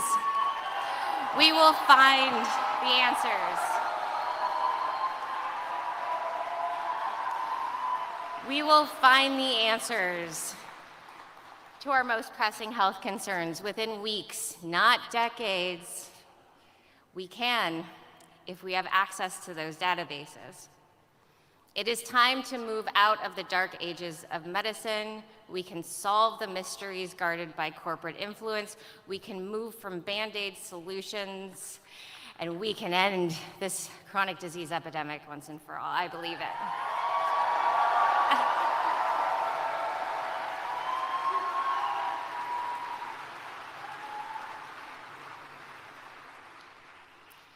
You know, my sense is that most American moms and dads already know the truth of the matter, and it's just long overdue that the duty of care owed to the American family is actually given. We can find the answers conclusively.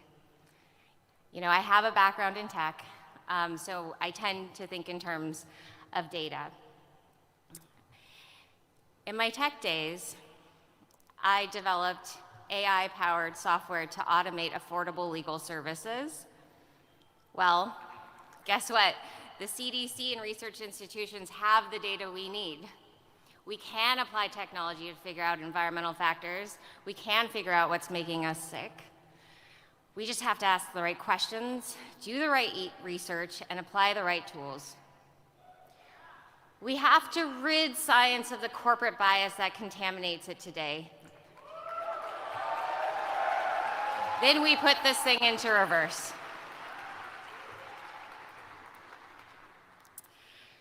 So actually, the first issue that I applied my tech background to was criminal justice. It was across the bay in San Francisco, where the district attorney's office needed help examining thousands of police records thought to contain evidence of racial bias, wrongful arrest, and patterns of prejudice.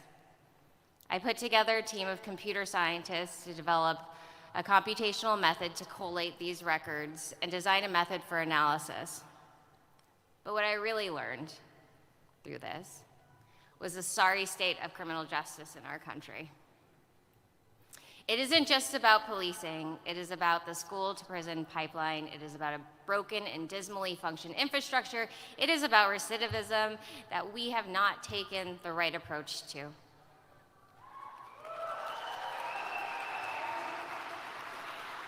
How do we make our systems a system of rehabilitation and not punishment? These questions don't have easy answers. I know this is hard. This is very hard, but they are the right questions to be asked, and there's only one candidate asking them, and it's Bobby Kennedy.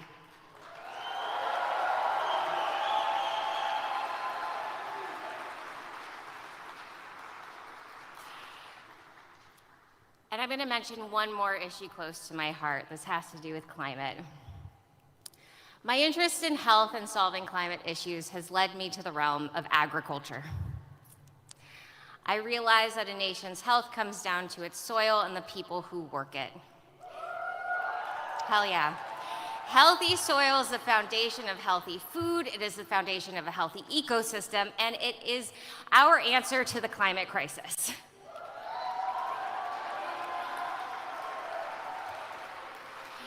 It is the foundation of a healthy economy. But what politician besides Bobby Kennedy do you ever hear talking about soil? None. I've produced 2 films on the issue. Common Ground is the latest. We've got some Common Ground and Kiss the Ground people here. Thank you guys for coming out today. I've talked to Congress people and senators, but all I've gotten are vague promises that never amount to real change. Republicans and Democrats alike have fallen under the sway of big agrochemical companies and food conglomerates. They might invoke the ideal of the family farm, but they have betrayed it again and again. So I am entering myself, I know I'm not a politician until just now, but I am entering myself to do this work and to highlight this need, because guess what? I've met some of the most innovative American farmers. Their methods rebuild soil, sequester carbon, recharge aquifers, and revitalize the economy.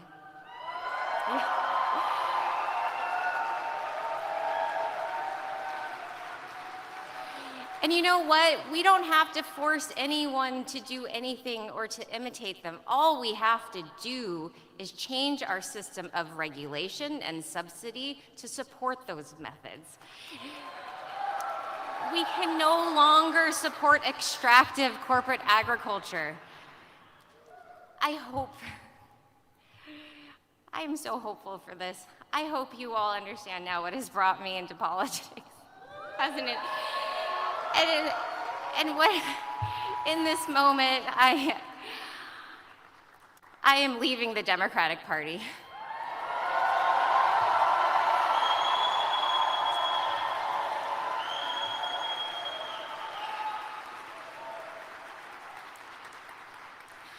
And I want to say 2 things about that.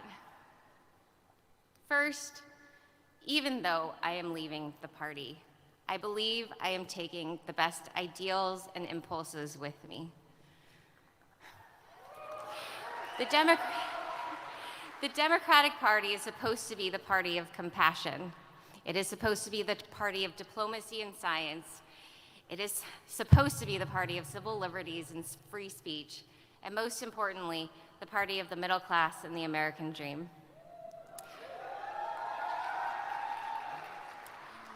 While I know many Democrats still abide by those values, I want to point out, and I've been in touch with many people in the Democratic Party, I do believe they've lost their way in their leadership.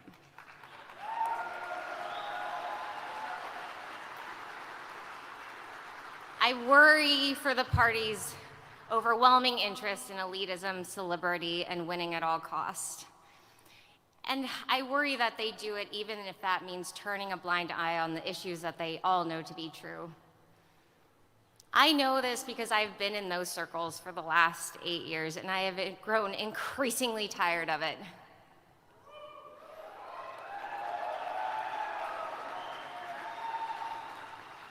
It wasn't until I met Bobby and the people supporting him that I felt any hope in the outcome of this election. As I've re-examined my Democratic Party assumptions, I have seen conservative voters with new eyes too. I have met farmers, I have met hunters who are some of the most staunch conservationists I have ever met, who understand ecosystems better than most. I have met mothers protecting their children who are searching every possible avenue for their health. And yet the Republican Party, like the Democratic, is letting them down because the actions of the party are diverting from the values that actually support individual freedom.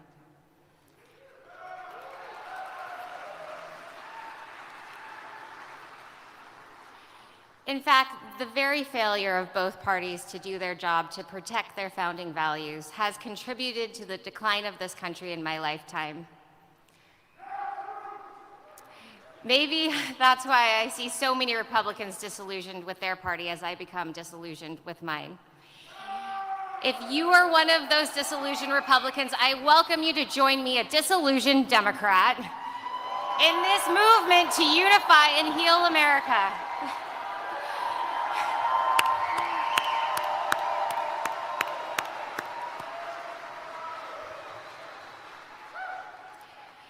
This independent movement comes at a time of extreme division in America that threatens to tear this country apart. Yes, let's fix it. It is time for a realignment. It is time, as Bobby Kennedy says, to focus on our unifying values rather than our divisions. And so if anyone is listening who never considered an independent ticket, I want to extend the same invitation to you that my friend did to me last year. Please listen to Bobby Kennedy in his own words. Take a look at his vision for America.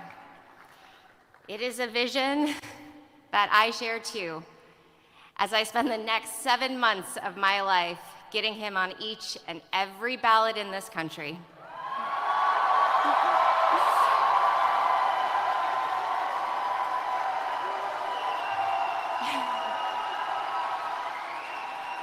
We're gonna do it. We're gonna do it. The vision we share is a vision of national healing. It is an America that leads the world no longer through force of arms, but through the power of example.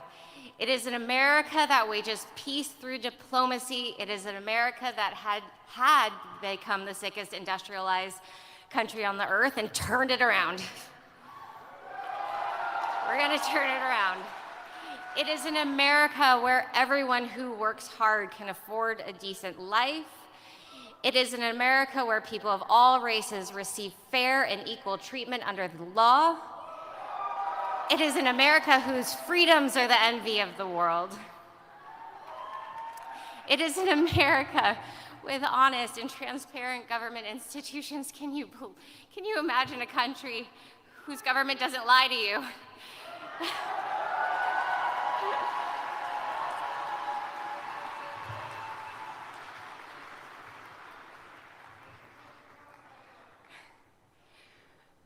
People talk about my age. It's true. I will be the youngest vice president in American history.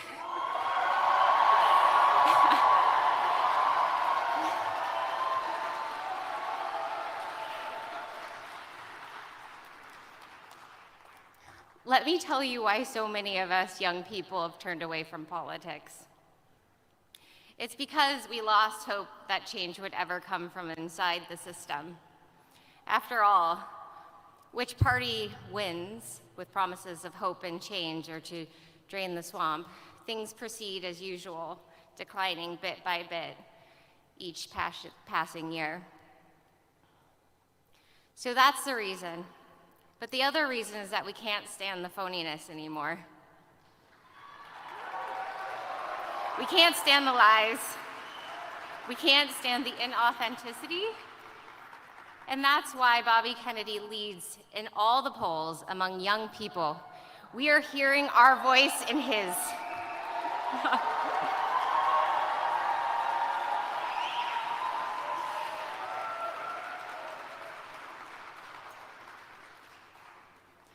So I come to you today as a former Democrat. I come to you as a woman not quite 40. I come to you as someone who has experienced sickness and health and poverty and wealth. And I come to you as a mother.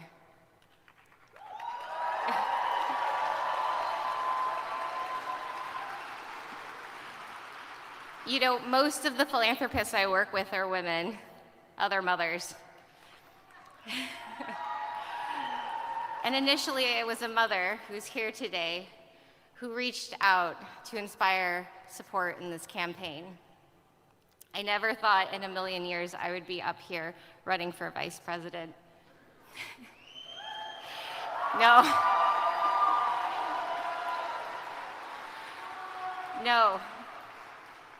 But what I am doing is I'm joining the millions of mothers out there who support this candidacy.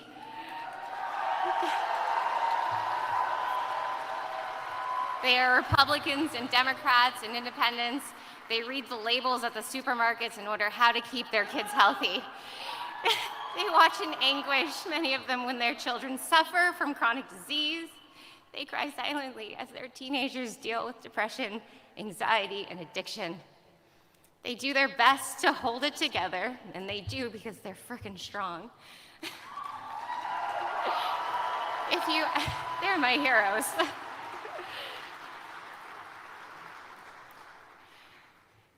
These moms, they're my heroes. They're the moms trying to make a normal life for their children in a world that has gone crazy. As a mother myself who knows the firsthand challenges of raising a child with special needs, I promise to you to make this world a little less crazy. I will work with Bobby Kennedy to make America once again a country of peace, a country of compassion, a country that is prosperous and free. And this won't happen overnight, but I have seen miracles that the human spirit can accomplish. I have seen its resilience. And most importantly, I have seen its capacity to heal. And what is possible for the human being is also possible for our nation. So please, join me and Robert F. Kennedy Jr. in the healing of America. We've got this. We're gonna